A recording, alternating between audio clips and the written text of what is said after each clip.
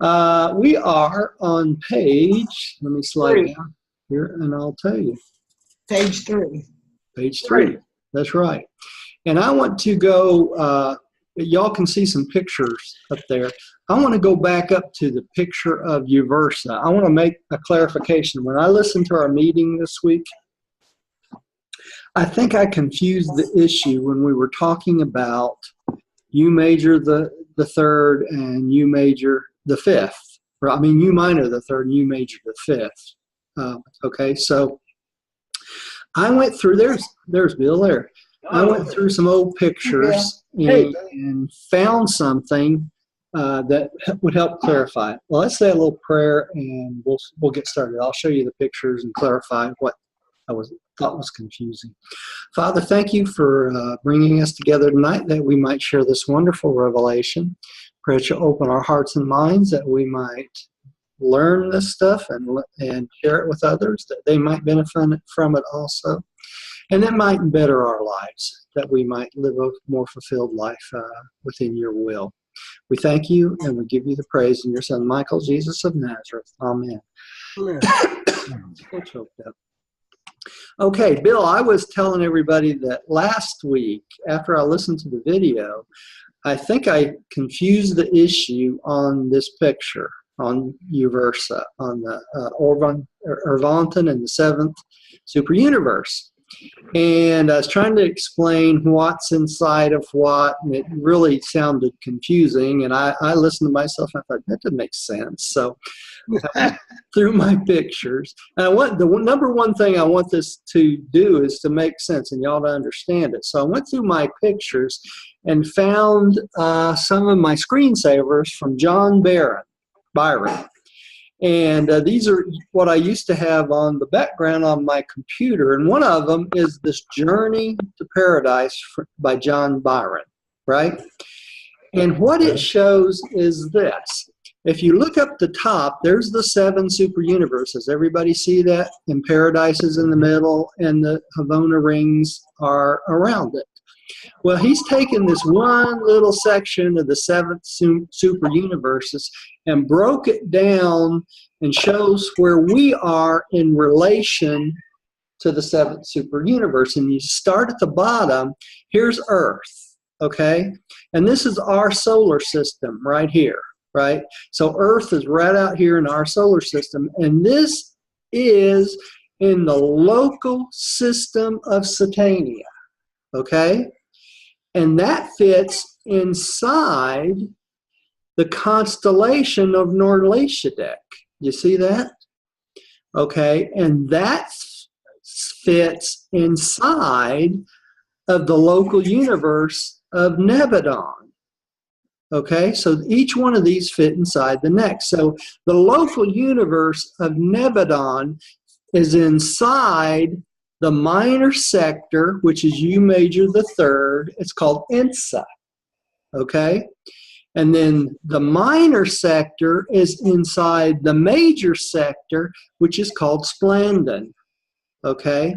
And Splandon is one of the major sectors within the Orvanton, or the 7th super universe. Now, underneath this, I broke it down even further, okay? And this is a chart I put in that I put together when we were studying the Master Universe, the pre-Foreword stuff. And this was on the great big chart. I don't know if you remember ever reading this or not, but y'all can read that at your leisure. But these are the opening paragraphs we just read in this section. And then if you come on down here a little way, it says practically all the starry realms visible to the naked eye on Earth belong to the super universe of Orvanton. That's the 7th super universe. The vast Milky Way starry system represents the central nucleus of Orvanton. It is over 200,000 light years away. Actually, it's over 200,000 light years from Jerusalem, okay? Which is the capital of Satania, right? The registry number of Earth, or Urantia, on Uversa and on paradise is that long, huge number, okay, in the catalog of inhabited worlds. Now, what's really handy is this chart right here.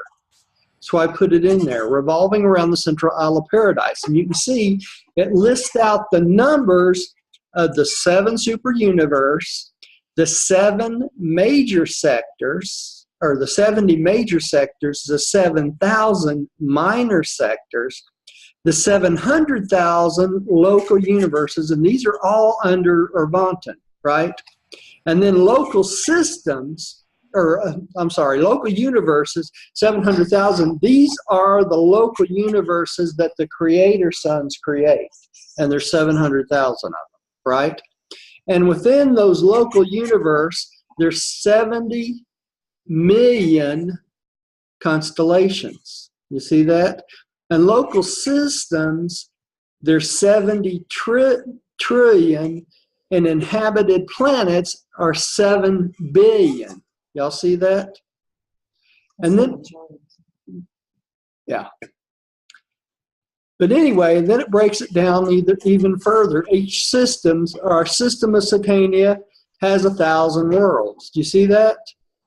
All right, the constellation has 100,000 worlds. The universe, 100 constellations, that's the local universe, has 10 million worlds per local universe. And that includes the 100 constellations. Now, what I want to point out is this.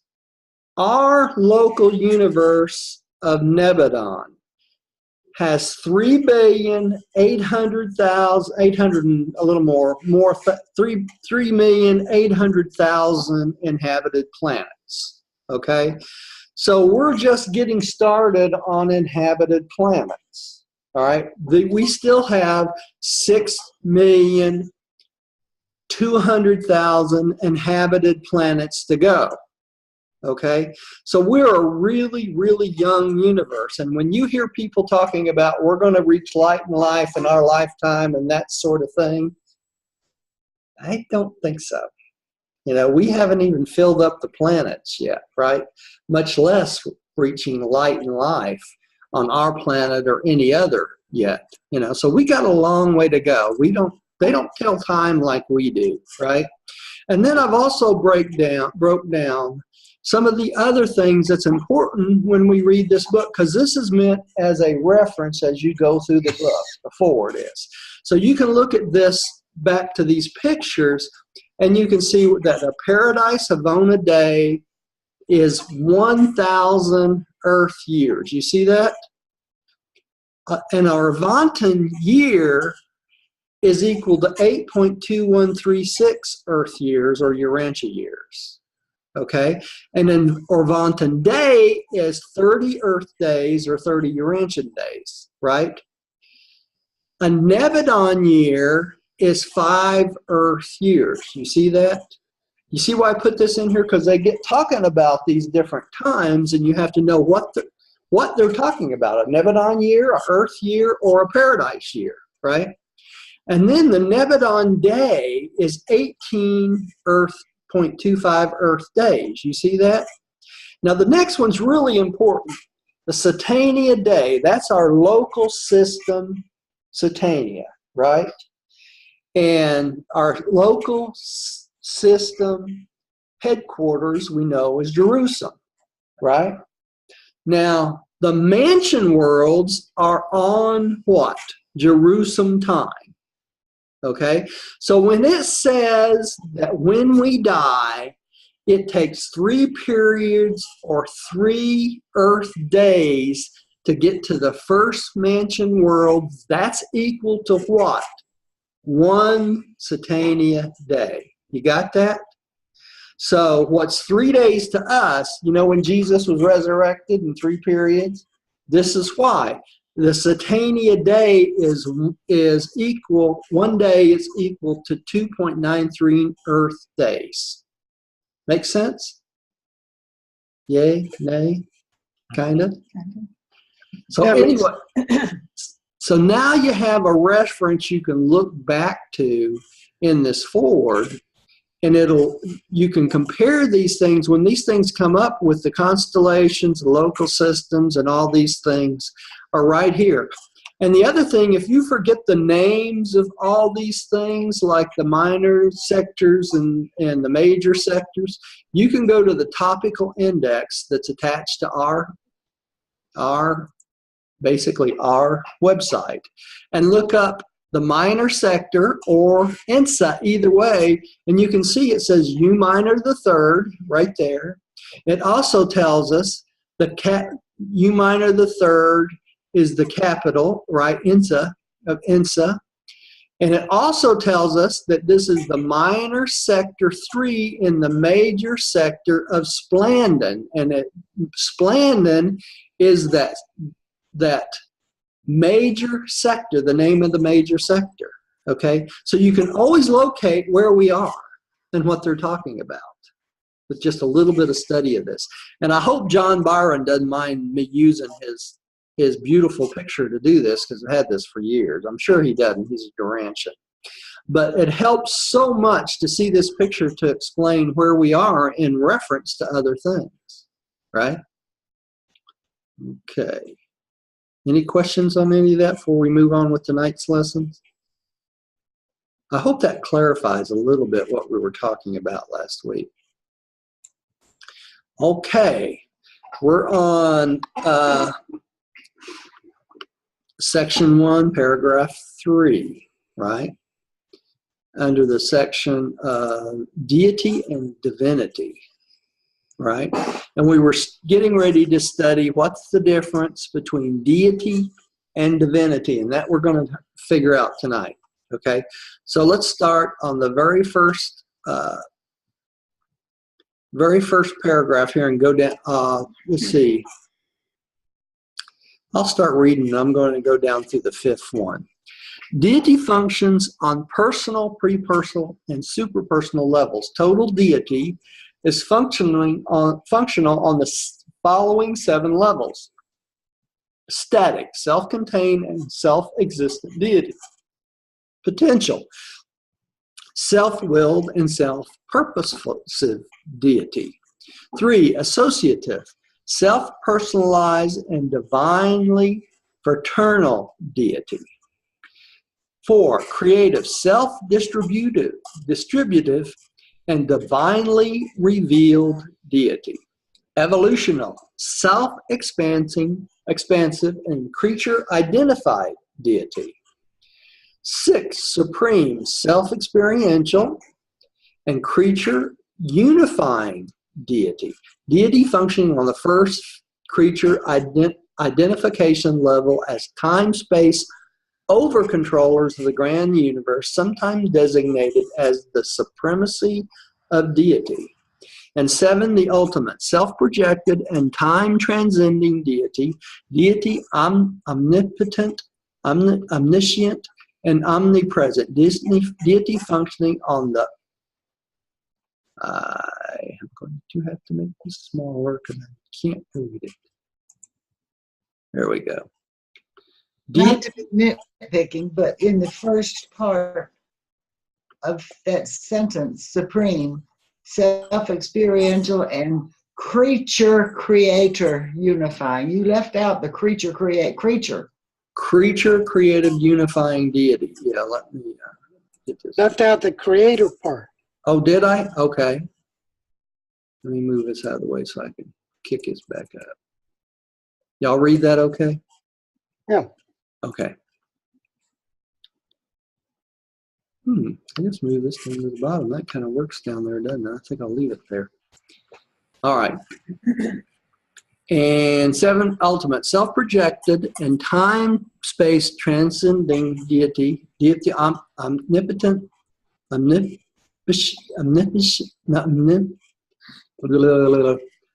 omniscient, and omnipresent, deity functioning on the second level of unifying divinity expression as effective over-controllers and absentite holders of the master universe, as compared with the ministry of the deities to the grand universe. The absonite function in the master universe is tantamount to universal over-control and super-substance, sometimes called the ultimacy of deity. Okay, let's see if we can break this down a little bit.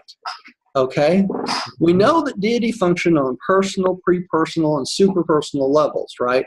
We have the personal, which is the personality circuit of the Father, right?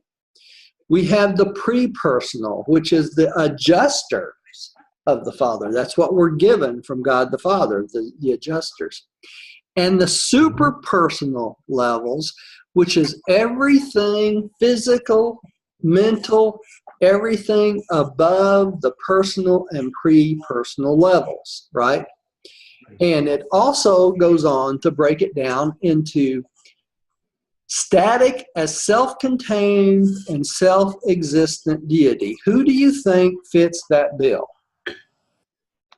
God the Father, right? Right.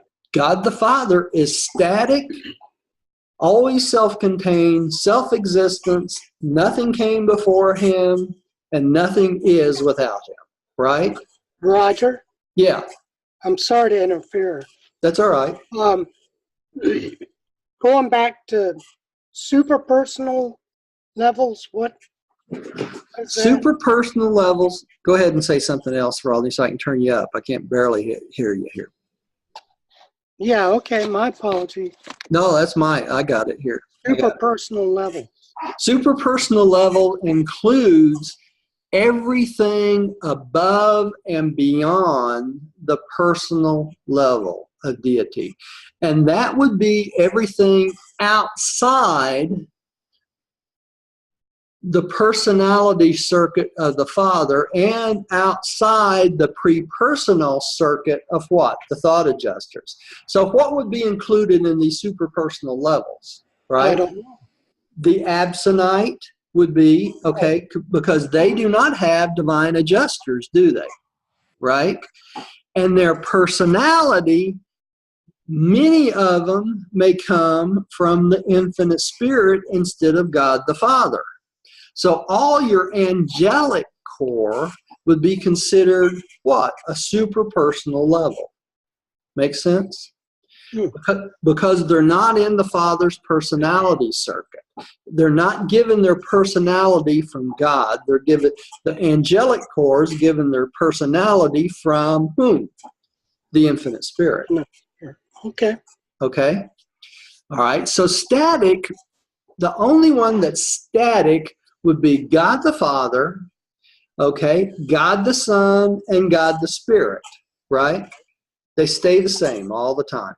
You could probably include the other three absolutes, like the deity absolute, the universal absolute, and the unqualified absolute, but we know that deity is not involved, or divinity is not involved in what? The unqualified absolute, right? And we know it's not involved in paradise, okay? All right, so let's go to the next one, the potential, self-willed and self-purposive deity. That definitely would include God the Father and the three absolutes of the Trinity, God the Father, God the Son, God the Spirit, right? They're all self-willed. They all have their own self-purpose in the universe as deity, right? And then we go on to associative, right? And this would be deity beings that are, they call it self-personalized, because these are beings that are brought into existence for a specific task. And who would be probably part of those? Probably some of the absonite, like architects of the master universe, right? That would probably include those. They're associative deity, they're self-personalized and divinely fraternal deity with whom? In the case of the architects of the master universe and the power controllers, that would be associated with the unqualified absolute, wouldn't it? Right? Okay, and then we have the creative. And this is the icon of whom? The creator sons, right? They're self-distributive and divinely revealed deities. So these are beings that are creators from paradise, the creator sons, and who's also included in that? The local universe mother creator spirits, right? And those are creative, self-distributive because they're distributing their own self throughout their own creation. And that includes what? The Spirit of Truth, right? Coming through God the Son and down through the Creator sons and daughters, right? And they're divinely revealed deity because why? Because they created their own local universe and they reveal themselves through what? The bestowals, the creator sons, right? And they reveal themselves through the bestowals of the local universe mother spirit through whom? All the angelic corps, okay? All right. And then we have the evolutional, self-expansive, creature-identified deity. That could also include whom? The Creator Son, because they're evolving, right? They're evolving through experience. And the next one is a give me, right? The supreme, self-experiential, creature, creator, unifying deity. The supreme unifies the experience of the finite creature with the infinite creator sons, right? And with the infinite God, the supreme, right? And they are the deity functioning on the first creature identification level as time-space over-controllers of the grand universe. We know the grand universe is the 7 super universes, right? And everything inside. And sometimes designated as the supremacy of deity. Why would they call it the supremacy of deity? Because it's the last word on experience for all creatures when the supreme comes into full fruition and we all reach light and life, right? So it becomes the supremacy of deity. Okay, then we got one more. Deity called the ultimate, self-projected, time-space transcending. This is the deity of the I am, wouldn't you say? Or God the Father. This is the ultimate of all things coming in the future, and it's the over-controller of the absonite creatures. You see that? And the upholders of the master universe. So the ultimate is the over-controller of all absonite beings, the master architects of the universe, and the over-controller of everything that's happening after the unqualified prepares the primordial matter in a new universe, right? Okay, so the ultimate will eventually be called the ultimacy of deity because it can go no farther, right? All right. And let's go on to the next one. You want to take the next paragraph there for me, dear? 1:11. Yeah. The finite level of reality is characterized by creature life and time-space limitations. Finite realities may not have endings, but they always have beginnings. They are created. The deity level of supremacy may be conceived as a function in relation to finite existences. So since we have a beginning and we have no ending after we fuse with our adjusters, right? Our experience becomes the deity level of supremacy, of the supreme, right? Our experience. And that, in essence, creates a playground for us to function in relation to finite existence from here on through eternity, okay? So that this deity level of supremacy is the finite God, right? Because that's how we start out. Now, let's go one more paragraph because we got another one we can't forget because this stuff becomes really important next. Rodney, you want to take the next one? Next paragraph?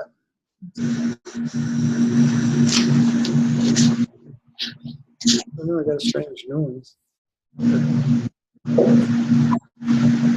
Is that mine or yours? No, I don't know where that's coming from. What happened to Bill? Did he drop out? Bill, are you still out there? You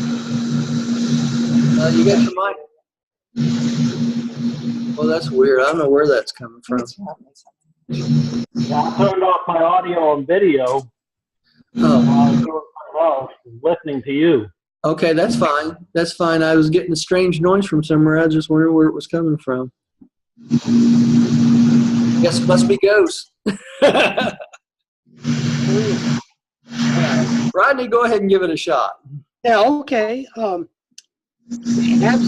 absonite level of reality is characterized by beings without beginning or ending, and by the transcendence of time and space. Absoniters are not created and are integrated. They simply are.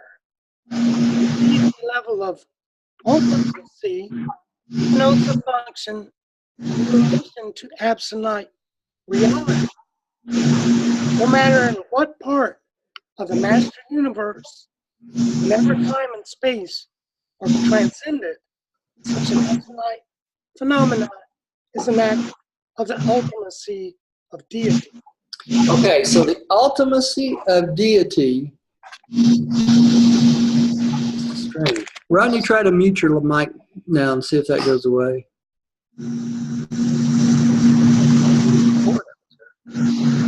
Not mine, not Rodney.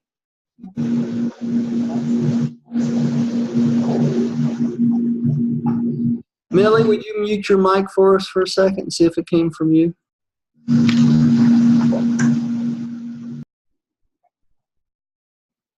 That's where it was coming from. Really, yeah. Okay, that's fine. When they need to read, they can turn it back on. Okay, so the absonite, if y'all have to ask a question, you'll have to turn your mics back on. Okay, all right. The absonite level of reality, all right, are things what they consider transcending time and space. So absonite beings are not created. Okay, they're eventuated. And where do the absonite beings live? And this next picture is a great illustration of the absonite beings, okay? You'll see in this picture to the left, absonite beings are time-space transcendent. You see that? They're on the Havona level, okay? And this is a great explanation. This is not part of the book. This is just something I pulled out. Absonite is a term to indicate the middle state. You see the middle state between the finite and the absolute? All right.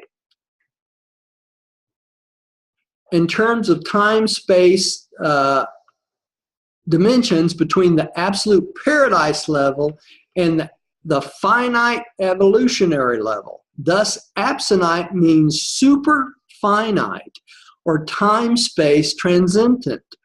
Any time, space, creatures, or creations are finite. Regarding the relative position of the absonite reality, it is written, toward the absonite, the Paradise Trinity has regard for those levels of existence which are more than finite, but less than absolute. And this relationship is sometimes denominated the Trinity of Ultimacy, which we just talked about. Neither the ultimate nor the supreme are wholly representative of the Paradise Trinity, but the qualified sense and to their respective levels. Each seems to represent the Trinity during the pre-personal eras of experiential power development. Go down. To indicate the middle state, not qualitatively or quantitatively, but the state neither finite nor absolute. If they were absolute, they would be paradise level, right? All right, it appears the word absonite was created. Havona is not the only place of time, space, transcendental region. The 4 outer space levels are also time, space, transcendent. Thus, absonite beings, more accurately, transcendental beings, are associated with their eventuation and management. Now, an interesting caveat to this is this. The beings that come from the paradise level to set up things for the unqualified absolute, okay, like the architects of the master universe and the power directors of the architects of the master universe, are absonite beings also. So there are absonite beings dwelling within paradise also, not just absolute, but most all the non-created or what you would call eventuated paradise level beings or absolute beings live on paradise, but there are some absonite beings also living on paradise and in the 4 outer space levels. That's why I brought this next picture. All right, so if we look at this picture very closely, it's hard to read because the writing is small. It says, time, space, creatures are finite. You see that? And that they have that right over the 7 super universes, right? Down here it says the paradise level is absolute, beginningless, endless, timeless, and spaceless. So all the beings in paradise that are permanent dwellers in paradise are beginningless, endless, timeless, and spaceless. Okay? But the Havoners, that's the 7 Havonus rings, right? These are absonite, time, space, that's a misspelling, transcendent. They're also in the outer space levels. So the absonite beings dwell in the 7 rings of Havona, but they also are out in the 4 outer space levels. Isn't that interesting? And the finite start only in the 7 super universes. So the next question comes up, what kind of new creatures do you think that might be starting in the 4 outer space levels? I have no idea. Because they probably won't be just finite. They will probably be a combination of some kind of finality plus what? Transcendental beings at the same time. So they're going to be somewhere. They're either going to be absonite or in between finite and absonite, right? Roger, Yeah. the word transcendental, what does that mean? That means they transcend time and space. What does transcend mean? Yeah, that's what it means. It transcends time and space. In other words, they're not affected by physical matter like we are, and they're not affected by time like we are. You know, we're time-space bound, right? We have a beginning as a finite being, and we have an ending as a finite being, right? And when we leave this existence as a finite being, we move into what? A Urantia state being. A Urantia state being is an in-between state being. Okay? In between what? In between finite and in between spiritual. Okay? The thing is, the finiteness of our beginning affects our living and growing and being in our Urantia state. It also affects our living, growing, and being in our spiritual state all the way up until we become finaliters. Okay? So we're affected by finite things all the way up till we find God. And that includes time and space. So we're always related to time and space. We're always associated with planets, material things on planets, and spiritual things later on, right? We're also affected by time and how long it takes to do things, right? All the way through the program. Now, Even in Havana.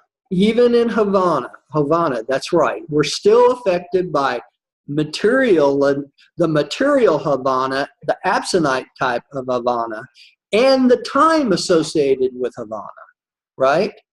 And paradise time too when we get there.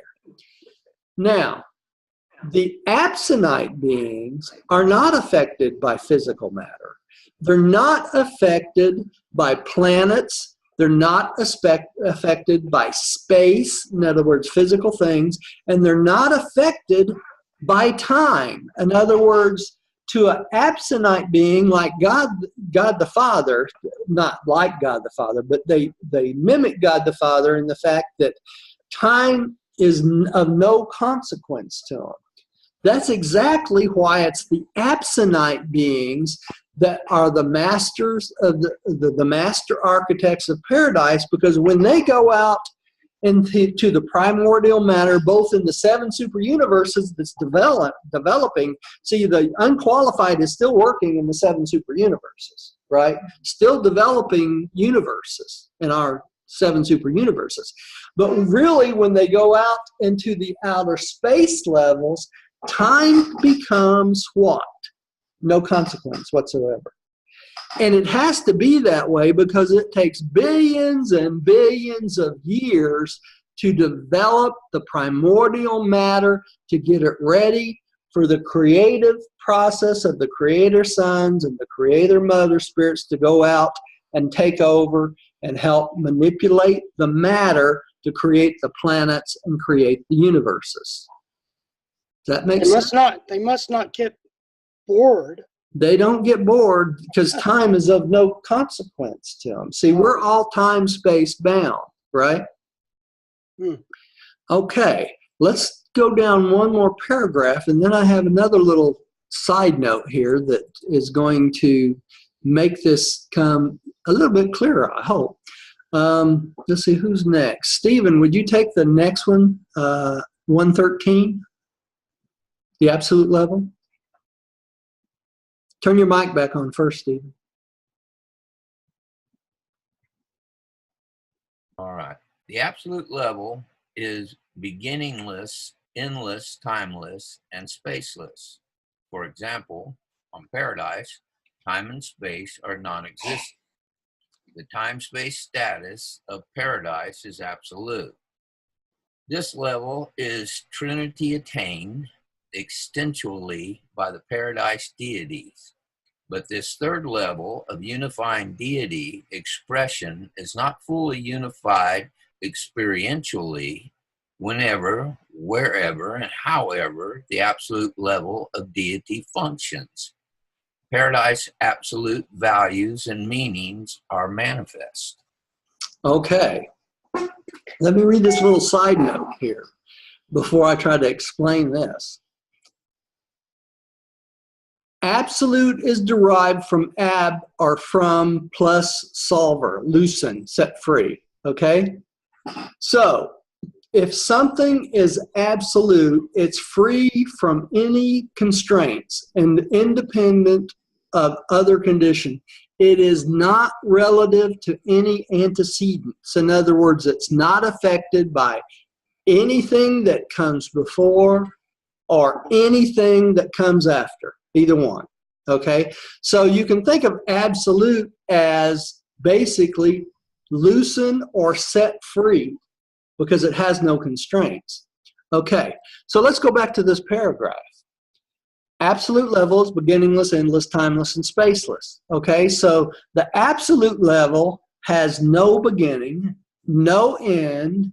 It's not got time. They don't keep track of time on paradise, and is considered spaceless because it's the pattern for all physical matter. So it has no space. All right? And it goes on to tell us that time and space on paradise are non-existent. Okay?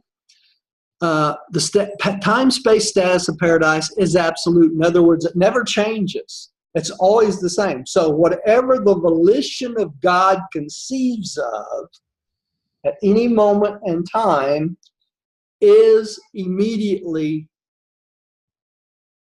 in fruition. Okay?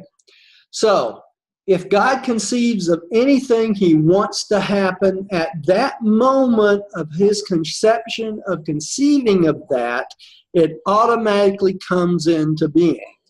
It's the closest thing you could consider magic, right? It just is. All right?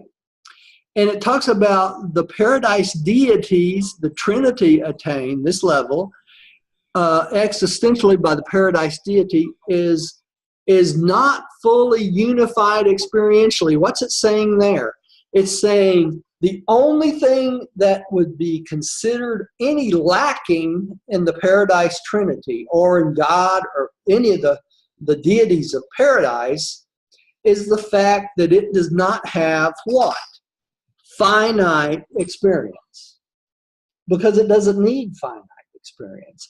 But it wants to share that finite experience that we have so that it can grow also, and that's what the Supreme is about.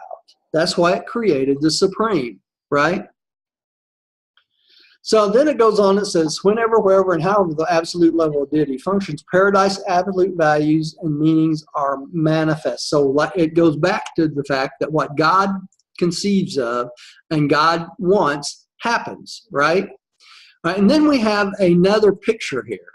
This is the three levels of the seven and the three paradise circles: the circuit of the Father, the circuit of the Son, and the circuit of the Spirit that surrounds paradise. And then there's the seven Havona circuits, right?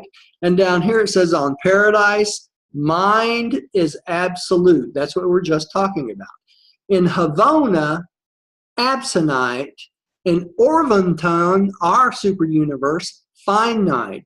Mind always connotes the present activity of living ministry plus various energy systems, and this true of all levels and all of its kind. So whichever level you're in, you will be either at paradise absolute, at Havona absonite, and in the seven super universes are finite, right? All right. Now, Millie, do you want to take that next little yellow box underneath there? Can you see it all right? No? Okay, well, I'll take it then. I put a note with every one of these. These are not part of the book. These have been added. Not everything or every being on paradise is absolute. How do we know that? Because there's absonite beings in paradise, right? Transcendentals who live in the west of paradise are not absolute. They are absonite beings. They are associated with the architects of the master universe. And we know the architects of the master universes go out and generate nebulae, right? Who are nebulae generators? As the name suggests, while seemingly affecting time-space universes, transcendentals are not affected by the conditions thereof, and hence can generate nebulae. Even if they go out in the outer space levels, they transcend time and space. However, this relationship is asymmetric. They can and do affect a change in local time and space conditions, but are not affected by them. So they can manipulate nebulae and matter and get it ready for creation, but it doesn't affect them, okay? Eventuated transcendental beings. There is to be found on paradise a vast host of transcendental beings whose origin is not ordinarily disclosed to the universes of time and space until they are settled in light and life. These transcendentals are neither creators nor creatures. They're eventuated children of divinity, ultimacy, and eternity. These eventuators are neither finite or infinite, neither one. They are absonite. Absentity is neither infinity or absoluteless. They are in between. You know how I said just a little bit ago, when we become Urantia creatures, we're in between finite and spiritual? Remember that? Well, the absentite beings are in between what? They're in between finite and infinite. Okay? So that's the existence of the absentite beings. All right, let's keep going. Whew. Man, that took 50 minutes just to get through those. We can't imagine. I can't imagine between finite and infinite. I know I it's just can't imagine. too much of a gulf to go, isn't it? I mean, too much expansion to go. And it's hard for us to imagine the difference between finite, Urantia, and spiritual. You know, that seems like a huge gulf. You know, but that's our pathway. All right, Millie, can you take the next one? The next little sentence. What does deity may? Yeah, maybe existential. Deity may be existential, as in the eternal Son, experiential, as in the Supreme Being, associative, as in God the sevenfold, undivided, as in the Paradise Trinity. Okay, so this is the different forms deity can take, right? Existential, like in the eternal Son. Who else is existential? The infinite Spirit, right? And God the Father. Experiential as a supreme being. Who else is experiential? The supreme being and God the supreme, right?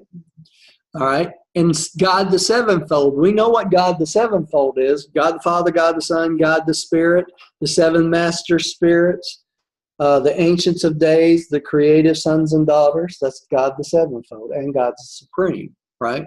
Don't forget that. All right, undivided as the Paradise Trinity. They never work apart, do they? They work individually, but they always work in unison. All right. Bill, would you take the next sentence, please? Okay. Deity is the source of all that which is divine. Deity is characteristically and invariably divine. But all that which is divine is not necessarily deity, though it will be coordinated with deity and will tend towards some phase of unity with deity, spiritual, mindal, or personal. All right, can y'all think of any examples of a deity that may not necessarily be divine? That's a tough one, isn't it? I mean, any way you think about it, it's a tough one. One of them that comes to mind is the fact that the creator sons set up the Most Highs, and they set up the system sovereigns and the planetary princes, don't they? So in essence, the creator sons and the creative mother spirit sets up a deity as a head, as administration, right? Mm-hmm. But just because they're set up like a deity does not necessarily mean that every choice they make will be what? Divine. Divine. Yeah. And why is that? Because they have free will, right? So that's one of the few examples I can think of where you may have a deity that is not necessarily divine. You see what I'm saying? There may be some others which they don't tell us about, but other examples might be those types of beings that are set up as controllers of the universe, like the power directors and things like that, that create the physical, that control the physical matter.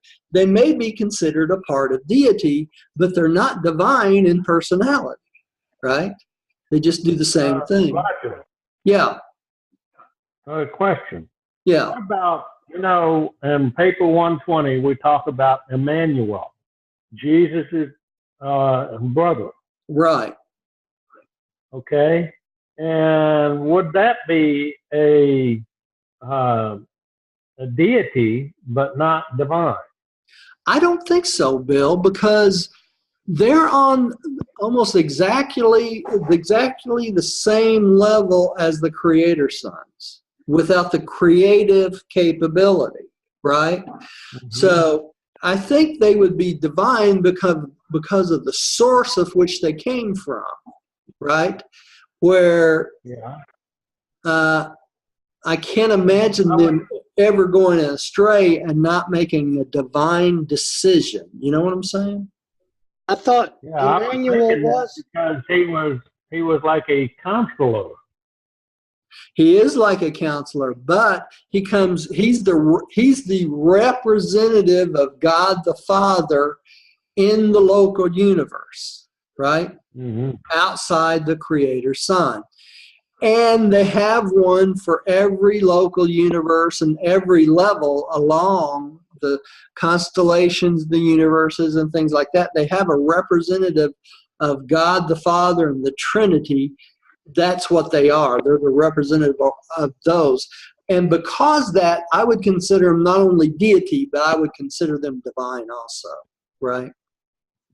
Unlike a created being by Michael and the creative Mother Spirit that's put in as a head of administration of a local universe or system or something like that, right?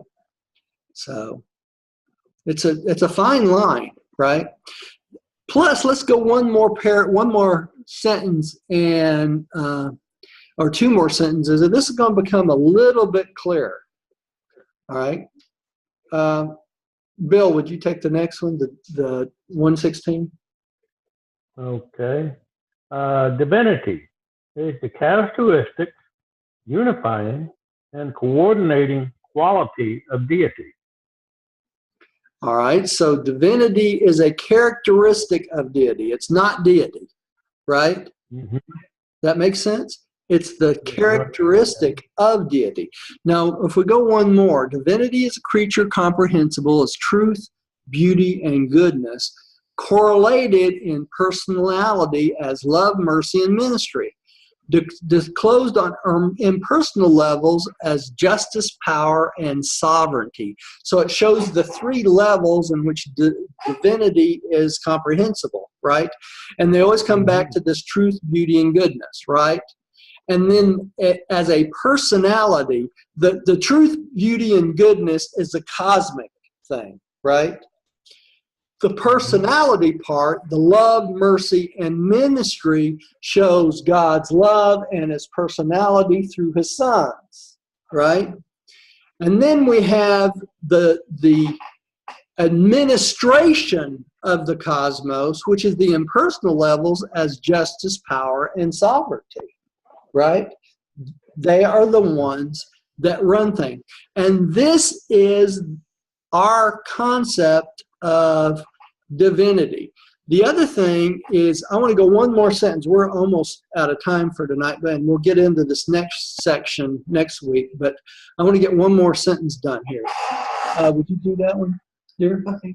Divinity may be perfect, complete, as on existential and creator levels of paradise perfection. It may be imperfect, as on experiential and creature levels of time-space evolution. Or it may be relative, neither perfect nor imperfect, as on certain Havana levels of existential, experiential relationships. Okay, so it can be perfect, it can be imperfect, or it can be a little bit of both, right? Or not, neither one, you know? So divinity, which is the characteristics of divinity, right? Divinity can be complete, incomplete, experiential, or non-experiential, or both, right? So we have to look at it this way. Deity is the personal being level, right? Divinity is the characteristic of those personal being levels, right? So if you want to think of it, divinity is a characteristic, deity is a person, right? That's as simple as you can say it, right? And we're going to talk about these perfection levels next time. We got a nice little picture for this too. So let's close for tonight, and we're going to end up right at 8 o'clock. Well, if you look at divinity again as theology, that is basically your growth with deity. Okay, so that's why it has so many different levels, is because it's really you trying to get to know God, or your search for God, Yeah. and becoming in relation with God. Yeah. So that's the divinity and the deity connecting.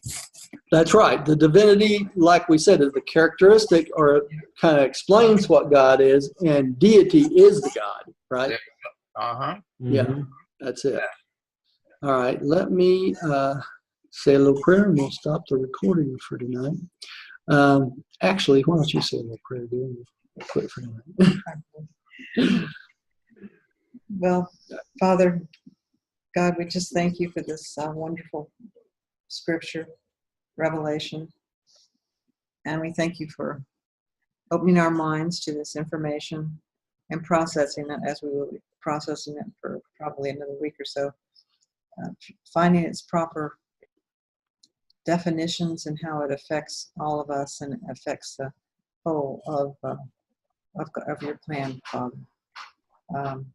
We just thank you for this information, and help us to be committed to learning and continue this journey to expand our consciousness and to grow in love and mercy. Speaking of mercy, we just thank you. In your name, Jesus, we pray. Michael of Nebadon, and we give thanks. Amen. Amen. And thank you for joining us at home. Please come see us.